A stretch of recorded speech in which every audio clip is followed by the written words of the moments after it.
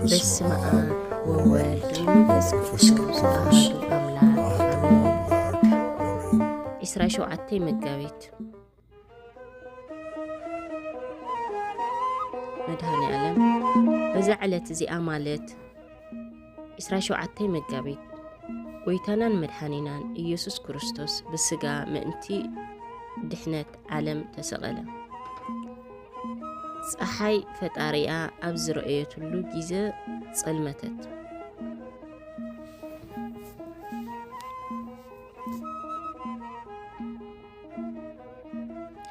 ከምቲ ሐዋርያ ቅዱስ ጴጥሮስ ብስጋ ሞተ ብመንፈስ ቅዱስ ገና ሕያው ኮነ ዝበሎ ካብ ኣዴና ቅድስቲ ድንግል ማርያም ዝወሰዶ ስጋ ነፍሱ ካብ መለኮት ከይተፈለየት ካብ ስጋ ተፈልያ ናብ ሲኦል ከደት።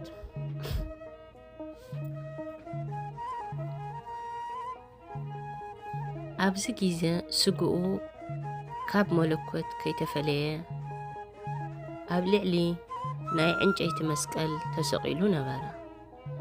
ከምኡውን ነፍሱ ምስ መለኮት ሓደ ኾነ። ነቶም ተኣሲሮም ዝነበሩ ነፍሳት ንኽትፈትሖም ናብ ሲኦል ወረደት። እምበኣር ንሱ ኣብ ልዕሊ ሰማያት ኣብቲ ዝምስገነሉ መንበር ምስ ኣብ ወልድን መንፈስ ቅዱስን ስለ ዝነበረ ክብርን ምስጋናን ይኹኖ። መድኃኔ ዓለም ዝተሰቐለላ ኣዳም ምስ ደቁ ዝደሓነላ ምድሪ ዝተቐደሰትላ መርገምን ሞትን ተሳዒሮም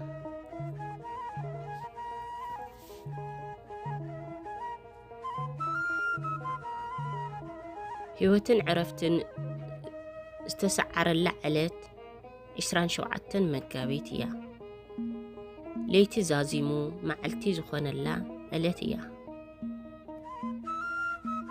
እዛ ዕለት እዚኣ ኣብ ዝሃለኹም ሃልው ስቕለት ፈጣሪኹም ክትዝክሩን ሕልናና ምስ መድኃኔ ዓለም ሰቒልና ክንውዕል ብስም እታ ኣብ መስቀል ዝተውሃበትና ህያብናን ወገናን ቅድስቲ ድንግል ማርያም ይምሕፀነኩም ኣለኹ። ጥንቲ ስቕለት ንመድኃኔ ዓለም 27 መጋቢት ንዓኺ ዘኪሮም ስቕለት መድኃኔ ዓለም ዘስተንተኑ ማእምናንን ዓስቦም ኣብ ሰማያት ሰቐለሎም። ነቲ ብፍቓዱ ዝተበጀወና ብዝወሓዘ ደሙ ናይ መንግስቱ ኣፍ ደገ ዝኸፈተና ንዕኡ ንዘለዓለም ስግደትን ኣምልኾትን ይኹን።